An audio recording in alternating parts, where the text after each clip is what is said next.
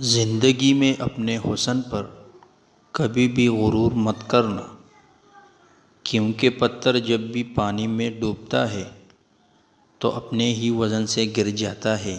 صبر کا راستہ مشکل ضرور ہوتا ہے، لیکن صبر کرنے والوں کی منزل بہت خوبصورت ہوتی ہے۔ میرا تو واسطہ اس رب سے ہے جو مانگنے سے پہلے ہی عطا کر دیتا ہے۔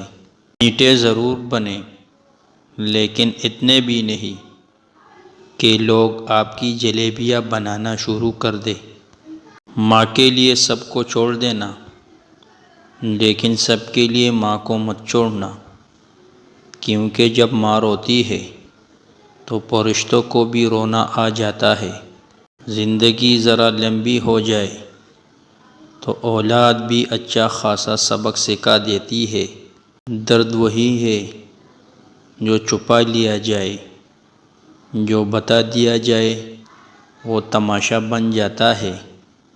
سب سے کم ضرب ہے وہ شخص جو اختلاف یا جھگڑے کے وقت اپنے احسان دہراتا ہے۔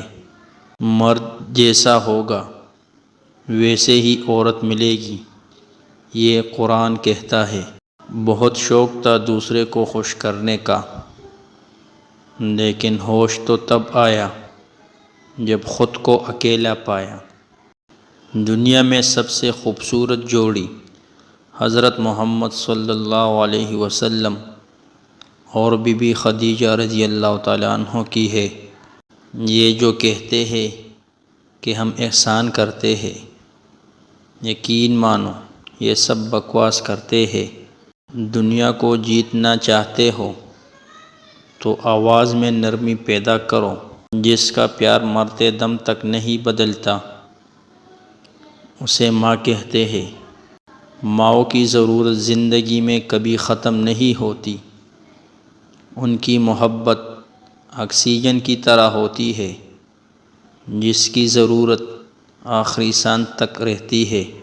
دوسروں کی برائیاں ہمیشہ وہی بیان کرتا ہے جس کے پاس بتانے کو اپنے کوئی اچھائی نہیں ہوتی۔ اگر تمہارے رزق میں سے دوسروں کی ضروریات پوری ہو رہی ہو تو تم خوش قسمت ہو کہ تمہارا رب تمہارا رزق پاک کر رہا ہے۔ زندگی ہمیشہ مسکرا کر جیو، خدا سے بہتر کوئی ہمدرد نہیں۔ وقت کا تو کام ہے گزر جانا، اچھا ہو تو شکر کرو، برا ہو تو صبر کرو۔ اگر آپ ایک ہی رات میں 3 بار ہم بستری کرنا چاہتے ہیں تو زبان کے نیچے 2 لونگ رکھ دو۔ ہم بستری کے دوران بیوی معافی مانگے گی۔ اگر آپ کو یہ ویڈیو اچھی لگی ہو تو ویڈیو کو لائک کریں اور چینل کو ضرور سبسکرائب کریں۔ شکریہ۔